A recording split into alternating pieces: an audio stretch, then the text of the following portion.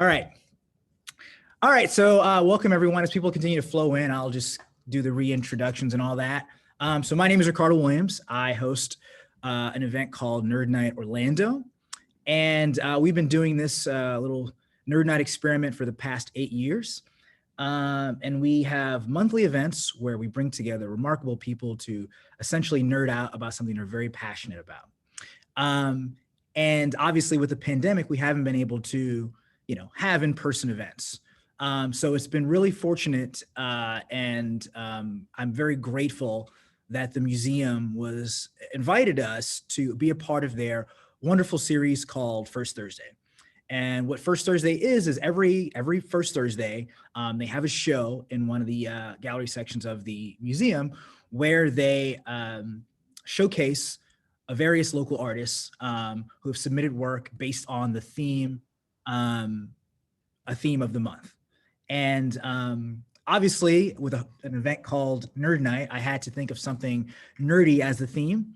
And I picked a theme that is very near and dear to my heart. And it's called Nerds in the Age of Popularity. And what that means to me is there are so many things that many of us love and respect that maybe 20, 30 years ago, they may not have been as lauded and loved and respected by the masses. They were a part of something, that may have been a more exclusive community or may have been on the fringes of society. But now we see that there's been a paradigm shift. And whether that's been because of technology, whether that's been because of pop culture has shifted. But the point is, the things that would have been pejorative to be a nerd 20, 30 years ago are now celebrated. And one of the things that we see is that even today, like Star Wars Day, this may have been something celebrated in the mid 80s that you might have been made fun of for. But now we have everybody getting in on the fun. Even our good friends at the Orange County government posting about Star Wars Day and using that as a means to get folks vaccinated, which is congrats to them for that effort. But this theme really came to me because it's really kind of in line with what I've been trying to do with Nerd Nite for a very long time, which is essentially lift up those and create a space for people to, be themselves. And I'm so happy to the folks at the museum and Mabel for leading this effort on their end, for doing this with us. And we had an incredible amount of submissions. And I can tell you that just about everything that was submitted, I was just floored by.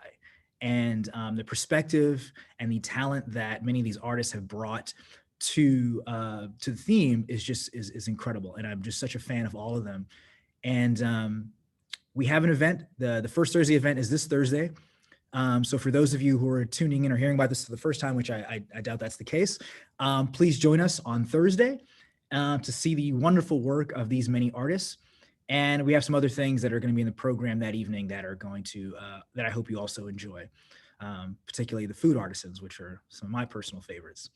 But anyway, I invited two people that I also love and respect very, very much to join me to kind of go through these submissions and tease them. And I just want to give a quick disclaimer. Everything that you're seeing, everything that's submitted, I personally liked. If it's in the show, we love it. And that's, I can speak for myself on that. We don't have time to go through every single thing today because there's about 82 pieces, I believe, 82 pieces that are in the show, plus a video submission. So we have a lot of things. We have a lot of, artwork. And I'm also presenting something as well. I have a film that I recently completed that is going to be playing in the auditorium. So I invited two very special guests, as I mentioned before, to kind of help me, give some commentary and what this theme means to them and see how they could work. One of them, however, last minute could not make it. But the other, who you may see in just a second, is my dear friend, Representative Anna Eskamani. Everybody say hello to Anna. Hi, Anna. Hello. Hi. Now, Anna obviously is a elected official, and that may not assume, you may not assume that that means nerd or artist, but she is actually both. Anna is very much nerd, and it seemed apt to invite her to be a part of this program, considering that she's BFF with Luke Skywalker. So it seemed like, and then of course her. So, Anna, if I'm gonna share my screen here, and obviously since it's a Star Wars day, I'm gonna there's a couple pieces in here that are Star Wars themed, and I'd like to look at those first. But real quick, I mean, Anna, when you first heard the theme, which is age of popularity, and you know what I talked about, you know, does that have any kind of significance to you, and the things that you were a fan of growing up, and how that's changed? Yeah, absolutely. Well, I think so. I was a big nerd since I was a child. My parents are immigrants from Iran, and so learning English and learning American culture very much takes place in consuming media around you. And my dad's also an engineer, and he loves science. He used to quote Carl Sagan to us all the time as kids.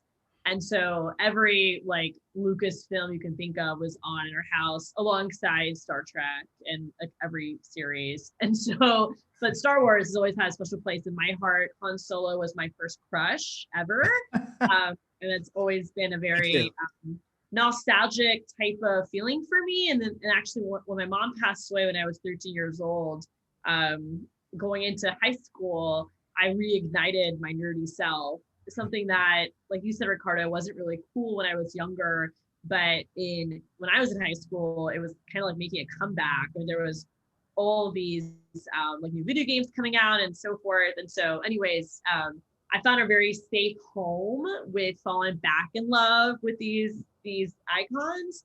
And of course, like being in the legislature, just the motifs of Star Wars and going against the Empire is like gives me strength to do this work, because I feel like I'm going to the Death Star when I walk into Tallahassee. And so, you know, the notion of let's blow this thing and go home is exactly how I felt when I left on Friday. So I do think that, you know, it keeps us grounded, and it helps us connect with people who are very different from us as well.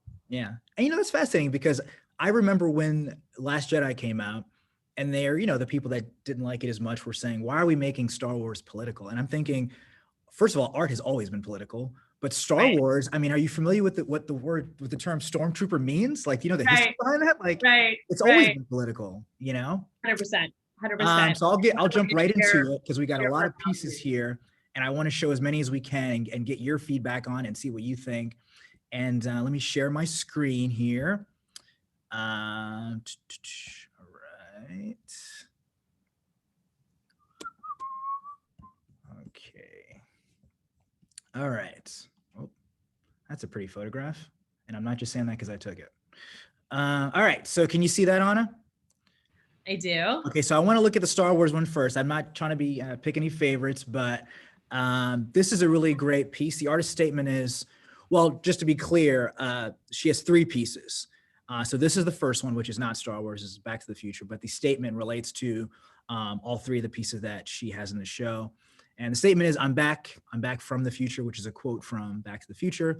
And the second part of the statement is, 2 Renaissance men from a long time ago in a galaxy far, far away. So what do you think about this, Anna? That's awesome. I love it. I like the idea of taking these, and this is what stood out to me about this piece. I like the idea of essentially these supporting characters of this traditionally fringe, you know, universe being centered as these like kind of like classic heroes, you know? Right. That's so cool. Also, I found it interesting. This is the second one she submitted, as Chewbacca. These are 2 characters of the Star Wars universe that were, you know, kind of, what's the PC term? Crapped on a little bit. Like Chewie didn't get a medal, right? And we pretty much had 9 movies of people bullying C-3PO. So it's nice to see that like she used these 2 characters and not what you'd expect Han or Luke or, you know, General Organa. And so yeah, these are really great. I was so floored by seeing this. And that's awesome. Really cool. Love it. We have a couple more Star Wars pieces. This is a very provocative one by Herbie Martin. It's called Boringly Studious. And I'll have to admit to you, when I first saw it, it's so stylized. I hadn't read the description yet, and I thought that it was all a painting. And I found that so fascinating because it's so stylized where it looked like it could have been a photograph that may have been edited digitally, or it could have been something, created like oil on canvas or something.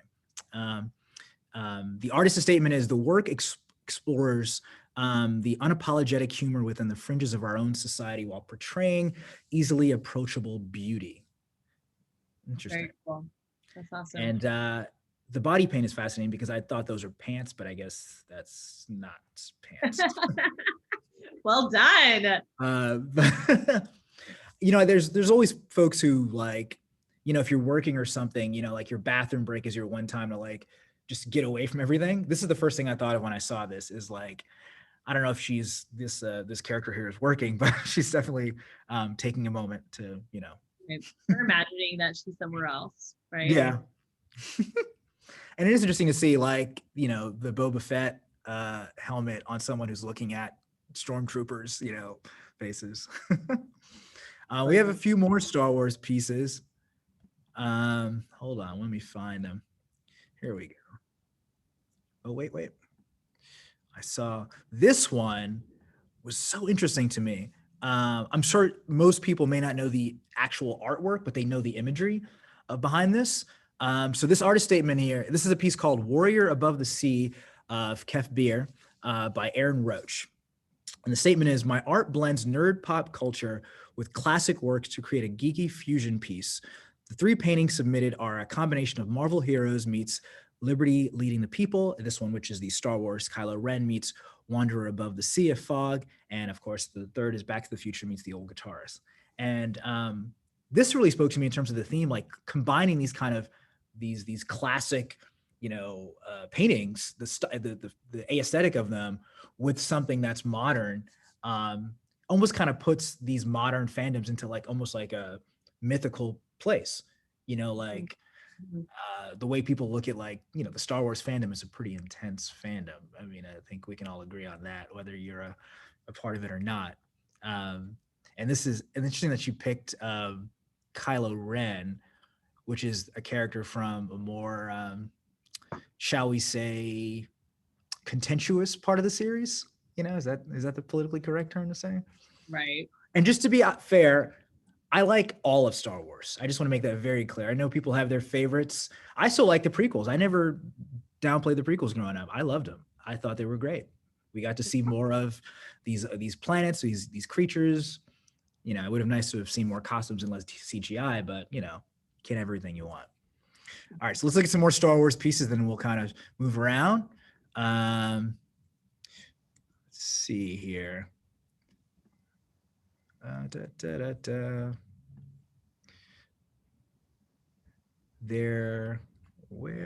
There was another one I remember. I probably should have ordered this by Star Wars grouping.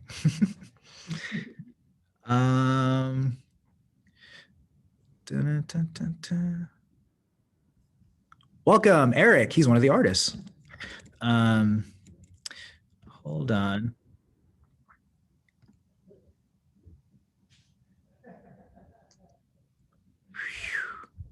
Oh, yes, here we go. All right, so this is a piece by Eric Webster. It's a photograph. The artist statement is, the lightsaber from the Star Wars movies is one of the most popular and recognizable pop nerd culture icons ever created. They lend themselves well to cross-franchise concepts, and who doesn't want to be photograph filmed while swinging one around? True. These are really cool. True. He actually, Eric, the artist here, this one's called Sith Huntress, but he actually submitted a couple of different pieces. And if you don't mind, I want to show this other one because I really like the title. This one right here. This one is called I Don't Need a Man to Slay My Dragon. Ah! And what I like about this one is that she's wearing this like Cinderella almost type dress, this kind of like, Renaissance era like style look with the lightsaber. And again, it makes me feel like, the artist is seeing these worlds as mythical, as like almost like very classic, like this is being no different than like, Odysseus or something, or these like, these Greek tragedies that we had to read in high school that we may not have wanted to, but we had to. I mean, I actually would have also rather have read Star Wars Expanded Universe books than Odysseus as well. So that makes sense. Cool. All right, so let's look at some of these other ones. I don't want to stay too much on Star Wars. So let's just skip around. All right. Hold on. This is really cool. Obviously, I'm a little partial to Spider-Man. This is by Tracy Trace Sandy. The artist statement is, the geeky themes in these pieces are something we grew up with and still adore to this day. Nerd culture has allowed us to express our passion in the most nostalgic way possible. I don't know who this person is, but they have won me over with an incredible piece and posed by Spider-Man. I'm a huge fan, for those who know. All right, so let's skip around for some more of these. All right. This one right here is really interesting. This is another piece from Aaron Roach. This is called The Future Guitarist. And again, the statement is combining the, blending the nerd pop culture with classic works to create this geeky fusion. And I think the artist here has such incredible ideas and such great style. The blue guitar player from Picasso is arguably one of the most iconic pieces of imagery of the modern era. So to kind of mix it with something that is another iconic image or scene from something of our more exclusive nerd culture is really cool. And you're going to love seeing this one in person. I've seen all these works. We hung the show yesterday, and they, watching it on the internet it does not do it justice. They're all absolutely fantastic. And they're really something to behold in person. All right, let's skip around a little more. See? All right. I'm going to try very hard not to mispronounce the name of this character. All right, so this is a piece from Daniel Ringelberg. It's called Major. The artist statement is, definitely not Scarlett Johansson. Major Motoko Kusangi spends much of her time on top of tall buildings in the rain. She also deals with lots of existential angst arising from the fact that she is mostly a machine. I can say that, I don't want to pick favorites, but I'm always very partial to seeing brushstrokes and, the dripping of the paint, and like seeing almost kind of like a form of movement in the painting. For me, it feels like it's in motion, like it's alive when you see it that way. It seems odd, when the painting looks like a photograph, but it's cool that people are able to do that, but it's nice to see a painting look like it's been painted. This is great. So thank you, Daniel, for this piece. All right. Let's skip around a little bit. There's Chewy again. So this is a piece. Let me see if I can full screen this properly. This is a piece from Carmel Mercado. It's called Ally Fighter 2 Warriors with Catitude. The artist statement is, in this playful homage to Chun-Li, the first ever female fighting game character and her posse, Carmel combines her infinite love for gaming with her lives as an artist, pediatric eye surgeon, hence the glasses, the animal rescuer, meow. Gaming once was considered a hobby only for boys, but nowadays it's an international billion-dollar industry enjoyed by all. And this is a really great example of what we talked about in the theme, where you have honestly all elements of what Carmel is talking about here in her description were all kind of their own kind of fringe community. But to kind of center them and put them together and to make them more inclusive in this art piece is really fascinating. And I love what she's done with the theme here. And I mean, also, who doesn't love looking at cats?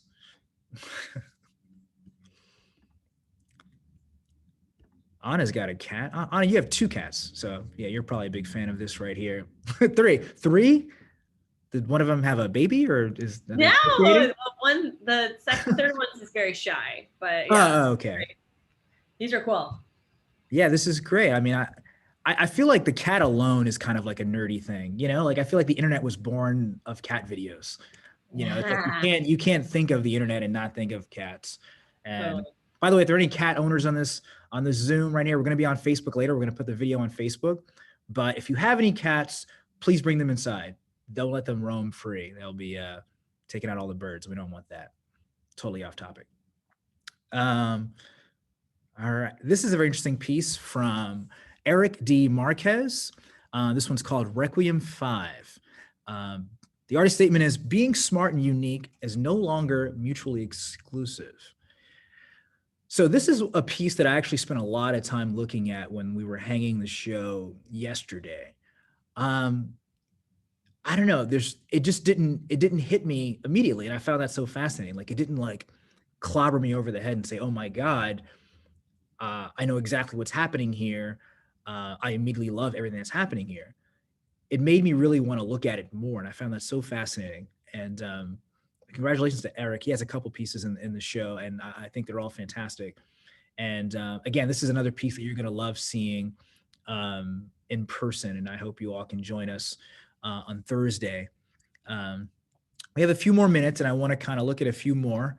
Let's see if we can get some artists that we may have missed. We have about 30, I believe 38 artists in the show. So some artists have multiple pieces. Okay, here's another Star Wars themed. This is by Michael Leoncio. Is that how you say it? Close enough. Or sorry if I messed it up. Sorry. Michael Leoncio finds beauty in being a wallflower, finding a camera after studying art. In Paris, Leoncio realized his true passion was behind the lens, and photography became more than a shy kid's passion. His unique works have been featured in several award-winning galleries, major art exhibitions, including Art Basel, or is it Basel? Is it Basel or Basel? Somebody want to chime in? I'm gonna go with Basel. All right, Art Basel, as well as many hotels, restaurants, and lounges throughout the world.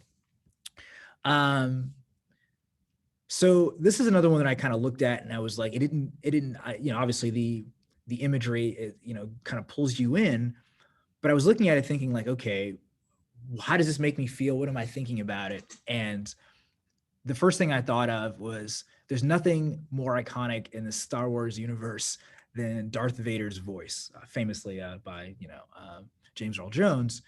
Everybody has a Darth Vader impersonation, and to have the helmet and you immediately think of the voice and then have a text on the screen that says "Enjoy the silence" is an interesting contrast.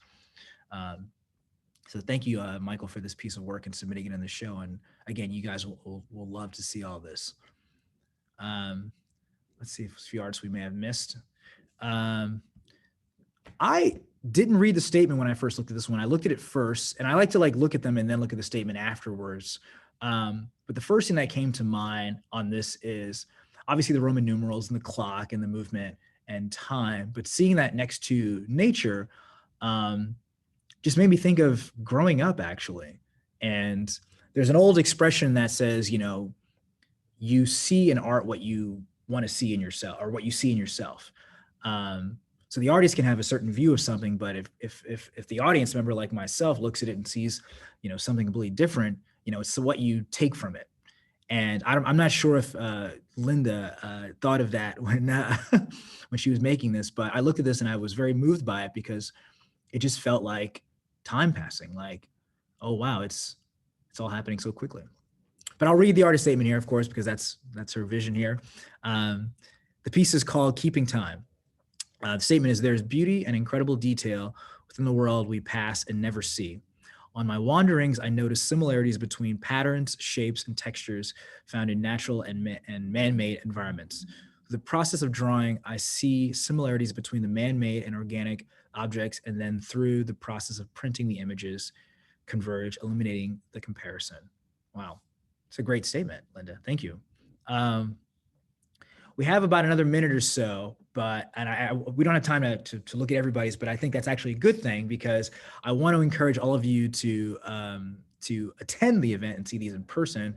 Again, these we hung the show yesterday, and it is really something to behold. For those who can't make it to the show, you can see them on display starting today through Thursday at no charge before the show. But if you attend the show, it is a ticketed event. And we have an incredible band named Soul Bass that'll be performing. We have a great storyteller named Akwanza who will be speaking as well. And I have a short film that I have just completed that'll be playing in the auditorium called Age of Popularity. So I hope you guys can join us for that. We'll be putting this video on Facebook to share with on the museum's page and the Nerd Nite page for those who couldn't join us on Zoom. But thank you all for joining us, and thank you to Anna for taking some time to join with us and check out these pieces. And thank you, Anna, again for your your commitment to the arts. We know that you're a big advocate for making sure we get those dollars here in the county. Can't wait for everything to come together. Thank you for your work, Ricardo. Oh, I'll take it. Yeah, okay. You're welcome. But anyway, so yeah, we'll see all you guys this Thursday. Thank you, Anna. We'll see you Thursday as well.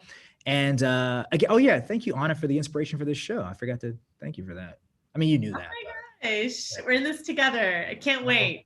You're too kind. I'll take that compliment as well. Anyway, all right. So thank you guys, and we'll see you this Thursday at 6 p.m. at the Orlando Museum of Art for Nerds in the Age of Popularity. Everybody take care and have a good rest of your day.